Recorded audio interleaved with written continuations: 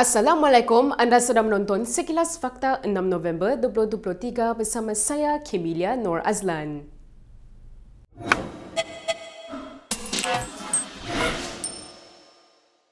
Bekas vokalis band terkenal Indonesia Dewa 19, Once Mikel menyimpan hasrat untuk menjadi ahli parlimen dan berkhidmat buat warga Indonesia.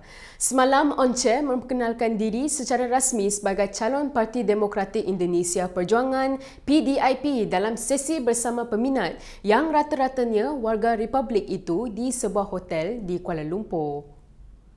Menurut Once, antara pengundinya pada pemilihan umum Indonesia tahun depan termasuk lebih 1 juta pekerja migran Indonesia di seluruh Malaysia. Saya mengerti bahwa ada beberapa permasalahan ya dari pekerja migran yang paling penting. Yang paling penting adalah kita harus menertibkan bagaimana pengiriman dari pekerja-pekerja itu melalui prosedur-prosedur yang benar. Prosedur yang aman. Itu yang paling penting dulu. Jangan lewat jalur-jalur yang liar, kemudian tidak terawasi, kemudian tidak aman.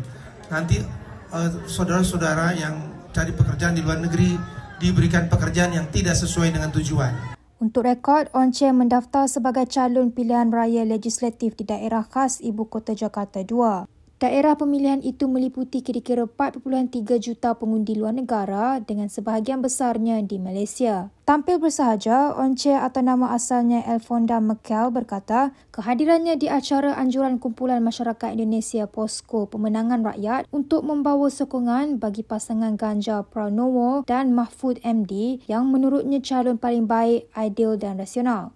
Pusingan pertama pemilihan Presiden Indonesia 2024 akan berlangsung pada 14 Februari tahun depan selain pemilihan anggota legislatif di 84 daerah pemilihan. Dalam pemilihan Presiden, Ganjar Mahfud akan berhadapan dua pasangan Anies Baswedan, Muhaimin Iskandar dan Prabowo Subianto Gibran Rakabuming. Bekas Perdana Menteri Najib Razak telah dibenarkan pulang ke penjara Kajang selepas dimasukkan ke Hospital Kuala Lumpur, HKL 2 hari lalu. Najib sebelum ini dikejarkan ke HKL selepas mengalami demam panas. Pegawai khasnya, Muhammad Mukhlis Maghribi pada mulanya berkata Najib dijangkiti COVID-19. Namun, selepas pemeriksaan lanjut, Mukhlis berkata keputusan ujian yang dijalankan HKL terhadap Najib adalah negatif. Bagaimanapun, menurutnya, HKL masih membuat pemantauan ke atas tahap kesihatan Najib sehingga 5 November. Mukhlis dalam satu kenyataan memberitahu setelah doktor membuat pemeriksaan terakhir semalam, Najib dibenarkan pulang ke penjara Kajang. Najib kini menjalani hukuman penjara 12 tahun setelah disabit bersalah atas pertuduhan rasuah, pecah amanah dan pengubahan wang haram yang melibatkan dana 42 juta ringgit milik SRC International Sedang Berhad. Berita seterusnya, Ketua Penerangan PKR Fahmi Fadzil memberitahu Pertubuhan Liberal International telah mengeluarkan nama dan logo PKR daripada laman sesawang organisasi tersebut. Fahmi berkata tindakan itu hasil maklum balas permintaan oleh pihaknya selepas PKR didakwa sebagai ahli pertubuhan berkenaan. Dalam pada itu, Fahmi menegaskan PKR akan meneliti tindakan undang-undang terhadap pihak yang berniat jahat mengaitkan parti itu dengan pertubuhan yang berpangkalan di London tersebut. Mengulas lanjut, Fahmi yang juga Menteri Komunikasi dan Digital berkata berdasarkan maklum balas daripada SKMM, terdapat lebih 200 kandungan berkait Liberal International yang cuba menyerang PKR serta Perdana Menteri Anwar Ibrahim. Ini kerana menurutnya terdapat tingkah laku yang selaras memotifkan serangan politik. Justeru Fahmi menasihatkan mana-mana pihak supaya hentikan tomahan dan fitnah yang cuba dilempar. Semakan terkini di laman sesawang organisasi itu mendapati nama dan logo PKR yang sebelum ini tersenarai bersama beberapa parti atau pertubuhan lain bagi negara-negara Asia sudah tiada. Fahmi ditemui media selepas merasmikan program pemekasaan OKU Celik Digital di Kuala Lumpur. Ketua Pemuda UMNO Muhammad Akmal Saleh berkata jika ahli parlimen tidak mahu nama didedahkan sebagai wakil rakyat yang culas atau ponteng, mereka wajar membuktikan diri lebih baik berbanding budak sekolah.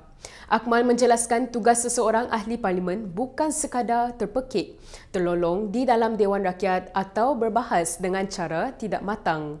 Tugas mereka, kata Akmal dalam satu hantaran di Facebook, adalah membawa suara rakyat dari kawasan masing-masing ke Parlimen. Menurut Akmal, lagi dalam konteks pelajar, mereka diarah untuk hadir di sekolah pada setiap hari kerana itu adalah tanggungjawab mereka. Akmal turut memuat naik laporan media mengenai rasa tidak puas hati wakil rakyat berkenaan apabila terdapat cadangan untuk mendedahkan nama ahli Parlimen yang ponteng persidangan. 2 hari lalu, Yang di-Pertua Dewan Rakyat, Johari Abdul, mencadangkan nama ahli-ahli Parlimen yang sengaja ponteng sidang mungkin akan dipaparkan di laman web Parlimen. Langkah itu dibuat bagi memaklumkan orang ramai mengenai kesungguhan ahli Parlimen masing-masing menjalankan tugas hakiki mereka. Kata Johari, ia antara penambahbaikan yang akan dilaksanakan bagi meningkatkan kehadiran ahli Parlimen di Dewan Rakyat dan akan dibincangkan dengan jawatan kuasa Parlimen yang turut dianggotai wakil pembangkang.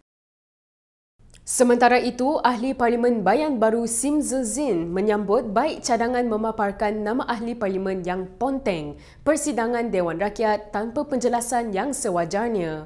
Bagaimanapun, semasa membahaskan rang Undang-Undang Perbekalan 2024, Sim yang menamakan beberapa pemimpin PN sebagai Ahli Parlimen yang selalu ponteng membuatkan Dewan tegang seketika. Tetapi yang terang-terang ponteng itu harus didedahkan supaya rakyat nampak bahawa dengan sendiri mereka yang dipilih ya dalam pilihan raya berkobar-kobar kata nak tukar kerajaan dan sebagainya, tetapi apabila dapat jadi ahli berhormat tidak datang, ya. Apa yang di social media berkobar-kobar hantam kerajaan kata kerajaan ini tidak betul, ini tidak buat ini dan sebagainya, tapi tidak masuk ke dewan untuk bangkitkan. Kita tak dengar suara daripada Marang. Kita tak dengar suara daripada Pagoh. Kita tak dengar suara daripada Larut. Tetapi di social media, mereka jadi hero. Jadi ini dah haruslah kita adakan. Tapi saya bersetuju bahawa ia harus berhemah. Ya, Muhammad harus Tan Sri dimasukkan ke dalam apa ni. Dia sangkaan jahat tu. 36 kepada 36. Ini sangkaan jahat. Saya sangkaan jahat 36 sebab Pendang duduklah. Saya tak ada masa perdebatan disebut oleh Marang, disebut ini berkenaan dengan apa yang berlaku. Peraturan Mesyuarat dan Speaker. Okey. Saya minta sangkaan jahat tu. Jangan ulang. Jangan ulang tu, dia ulang balik. Pengurusi. Jangan sebut nama, teruskan. Dia sebut Pagoh Marang disebut. Tan Sri Speaker, dia kena tarik balik. Jahat. Tan Sri Speaker, apa yang saya cakapkan adalah fakta. Okey, kita tahu bahawa social media mereka cakap macam-macam. Tetapi tidak jelas, tak ada dalam Dewan, ya, Tan Sri Speaker. Jadi Tan Sri Speaker disebut masa perbahasan saya tidak bagi baruan. Saya duduk pendang. Saya tak bagi. You siapa? Saya duduk. Tan Sri Speaker saja boleh sebut. Isu yang kedua yang saya nak 36 dengan Tan Sri Speaker adalah 36 usaha sangkaan jahat. Sangkaan jahat. You sudah buat satu tuduhan rambang. Yang tak tadi disebut, apa yang disebut disebut oleh Pagoh, disebut oleh Marang. Apa yang saya cakap adalah fakta, ya. Fakta apa dia? Mohon maaf. Kalau fakta saya fitnah. Fakta fitnah. Menyakitkan kalau fakta mana datanya? Data mana data? Mana data? 100. Bentang ke Dewan, bukan cakap saja. Apa fakta fitnah? Bentangkan fakta. Angka mana angka? Baik, Masih Mas, Pendang. Baik, baru eloklah tarik balik kata Azan. Dia tarik balik. Dia buat sangkaan jahat tu. Tarik balik 3 nama itu. Cakap je. Saya tarik balik tentang tapi saya nak bagi tahu di sini. Jangan jerit. Saya tak jerit, orang lain. Duduk. Baik, baru. Minta dia tarik balik dulu. Okey, saya tarik balik. Saya tarik balik, okey. Baik, baru tarik balik 3 nama itu. Dah. Sebut tarik balik, cukup. Tarik balik. Dah. Okey, jadi ini adalah isu kita biarkan rakyat di luar untuk tengok sendiri. Okey, kelakuan kita. Dalam pada itu, Speaker Dewan Rakyat Johari Abdul berkata, mana-mana individu bebas mengkritiknya di luar kerana fokus utamanya kekal kepada tugas mempengurusikan persidangan Parlimen. Johari berkata tidak seperti pendahulunya, dia hanya akan menjawab perkara yang dibangkitkan terhadapnya jika dibuat di dalam Dewan Rakyat. Saya berbeza dengan Tan Sri sebelum-sebelum ini. Apa-apa juga yang diungkapkan di dalam Dewan ini yang mempersoalkan kewibawaan dan keputusan saya akan bertindakkan. Namun pun begitu, sesiapa juga boleh hina saya di luar. Boleh panggil saya unqualified. Boleh panggil saya tidak berpendidikan. Saya tidak menjadi ahli isu. Saya berkhidmat untuk Dewan ini. Di luar terpulanglah. Nak kata saya bodoh ke, saya tak cerdik ke, saya tak qualified, it's not my business. I'm here colorblind. Di sebelah kanan saya juga saya bertanggungjawab, sebelah kiri saya juga bertanggungjawab. I'm here, saya diletakkan di sini sebagai insan yang akan kendalikan perjalanan agar keputusan yang kita ambil akan memanfaatkan rakyat. So, ahli berhormat yang nak main politik, mainlah. Jangan get me involved. Okay? Sebelum itu, Ahli Parlimen Jelutong RSN Raya memetik kenyataan Ketua Pembangkang Hamzah Zainuddin yang mempertikaikan kredibiliti Johari dan mendakwa dia melayan Ahli Parlimen Pembangkang secara tidak adil di dalam Dewan. Terdahulu, Hamzah yang juga Setiausaha Agong PN dilaporkan berkata Johari merupakan speaker pertama yang tidak mempunyai latar belakang undang-undang selain menyifatkan speaker terdahulu melakukan tugas lebih baik. Dua ahli parlimen diarahkan keluar Dewan Rakyat selepas bertikam lidah mengenai isu kunut nazilah dan takbir di sekolah. Speaker Johari Abdul mengarahkan ahli parlimen Hulu Langat Muhammad Sani Hamzan dan ahli parlimen Parit Bunta Misbahul Munir Masduki keluar selepas ingkar arahan untuk duduk dan terus berperang mulut walaupun beberapa kali diminta berbuat demikian.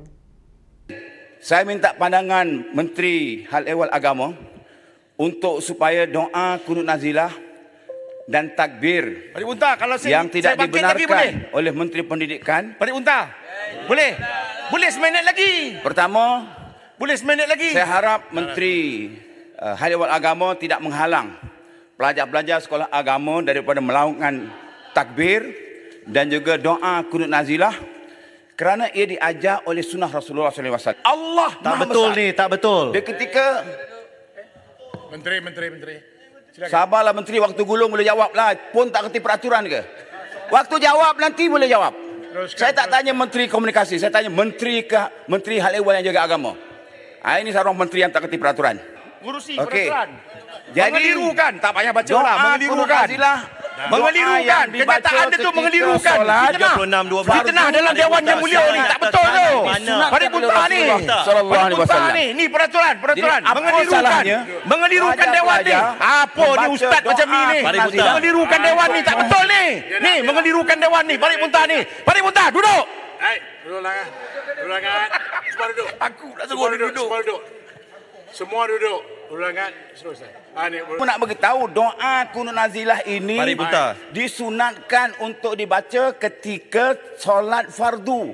Sebab kita menuntut dalam doa tersebut supaya Allah memberi pertolongan dan kemenangan kata umat Islam Palestin dan Allah membinasakan, menghancurkan Zionis Israel lanatullah yang menganiaya umat Islam setiap hari, membunuh umat Islam setiap hari. Pengurusi peraturan Dewan siapa yang tak benar kan? 36-12. Saya tak benar kan?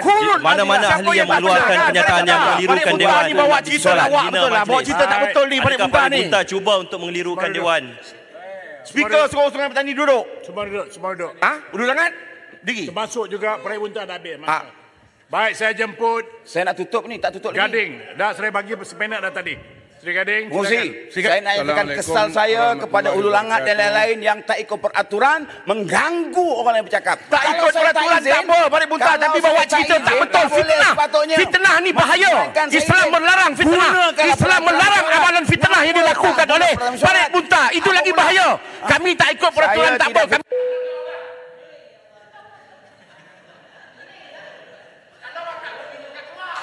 Dah, baik. Duduk.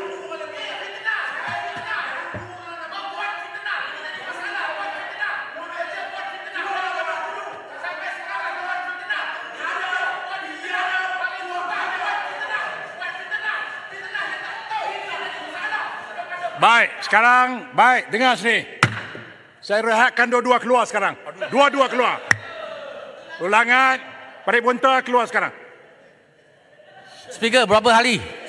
Hari ini saja, besok balik. Dari sekarang, esok balik. Pergi minum kopi kat luar. Mengapa saya pula keluar yang ganggu Hulu Langat? Saya suruh duduk.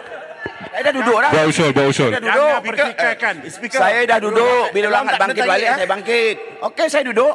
Baik. Saya minta dua-dua keluar. Dua-dua keluar pergi minum kopi. Pergi. Baik, Sri Gading silakan. Parit Bunta, silakan keluar. Kekecohan lebih 4 minit itu tercetus apabila Misbahul meminta Menteri Menjaga Hal Ehwal Agama, Naim Mokhtar, menjelaskan sama ada bersetuju dengan larangan membaca kunut nazilah dan takbir di sekolah. Misbahul merujuk ucapan Menteri Pendidikan Fadlina Siddiq sebelum ini yang meminta semua pihak tidak bising jika sekolah tiada takbir dan kunut nazilah pada Minggu Solidariti Palestin. Berang dakwaan itu, Sani bangkit mencelah dengan menuduh Misbahul memfitnah kononnya melarang kunut nazilah dan takbir di sekolah.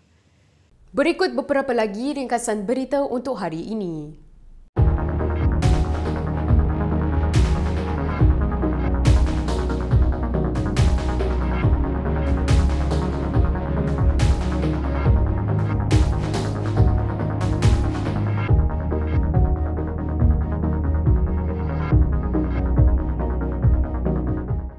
Sekian sahaja daripada saya, Kimilia Nur Azlan untuk Sekilas Fakta. Untuk lebih banyak berita, anda boleh melayari kinitv.com. Anda juga boleh mengikuti kami di Instagram, Twitter, YouTube dan Facebook. Salam hormat dan jumpa lagi.